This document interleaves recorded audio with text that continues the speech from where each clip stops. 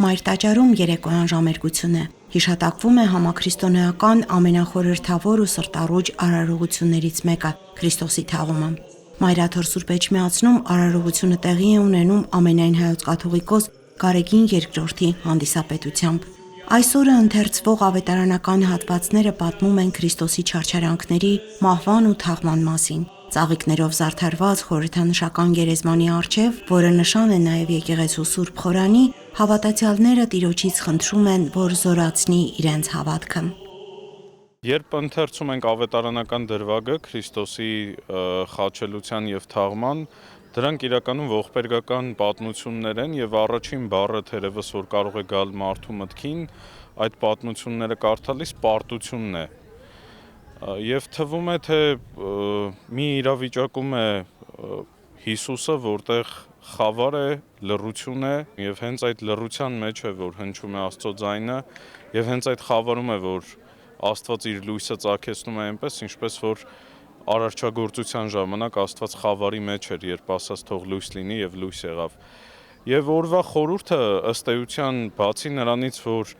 Քրիստոսի կյանքի դրվագների հիշատակումն է, նաեւ մեզ այսօր պատգամ ունի տալու, որ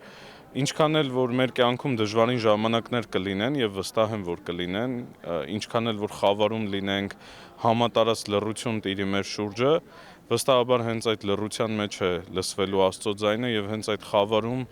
Տերը ծագեցնելու է իր լույսը եւ թվացյալ պարտությունը վերածվելու է հաղթանակի։ Հանդիսավոր թափորը ուղեկցում է վեհափառ հայրապետին, եկեղեցուց դուրս է բերվում Քրիստոսի երբ ներանք ծաղիկներով զարդարուն խորհրդանշական գերեզմանը։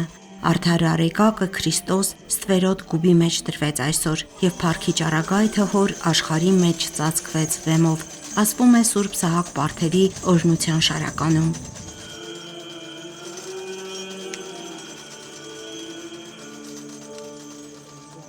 Միաբանների թափորը ծաղկակուռ գերեզմանը վերադարձնում են տաճար։ Ինչպես խավարման ու խաչելության, այնպես էլ թաղման արարողության ժամանակ հնչում է «Խաչի քո Քրիստոս» շարականը, հիշատակելով Տիրոջ մատնությունն ու մարդկության մեղքերի համար կրած չարչարանքները։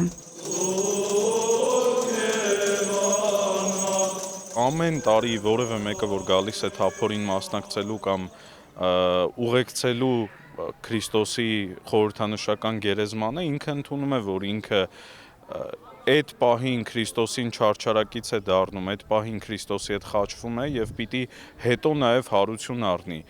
Այսինքն այդ տխրությունն ու թախիծը շատ բնական է, որ պիտի լինի յուրաքանչյուրիս հոգում եւ յուրաքանչյուրս պիտի Քրիստոսի հետ այդ խոնարհման, խավարի ճանապարհը անցնենք, որպեսզի հասնենք լույսին։ Դատապարտենք մեղքը մեր մեջ եւ խոնարհեցնելով մեր հոգին պատրաստվենք Տիրոջ հրաշափառ հարության տոնին։ Սա է այսօրվա խորհուրդը եւ մեր մայր եկեղեցու խորհրդորը բոլորիս։